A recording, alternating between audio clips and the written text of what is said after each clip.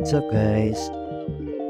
Ako nga pala si Ayar, isang taong may dalawang letra sa pangalan. OFW na may simpleng pangarap, pero parang ang hirap din. Uy kasi ngayon, pagpikon talo. Pagod, udlot ang plano. Pag natakot ka sa pagbabago, wala kang mararating.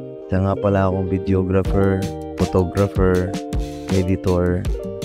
Pero hindi dyan nagsimula ang buhay OFW ko. Dishwasher din ako. Kitchen helper, waiters, barista, bartender, tagalinis ng bintana ng building, factory worker, at kung ano pa makasurvive lang tulad ng lahat ng tao. Ganyan naman talaga, di ba?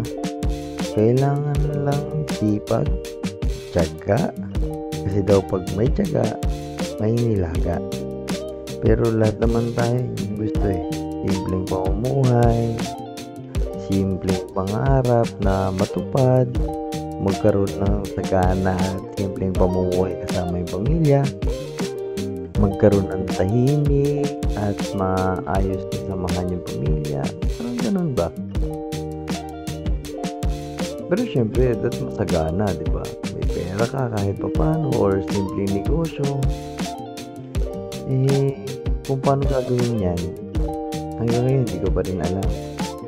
Pero yun lang, sinisikip naman natin, di ba? So kung gusto nyo akong samahan sa adventure ng buhay ko, welcome sa channel na to. Let the journey starts in this part.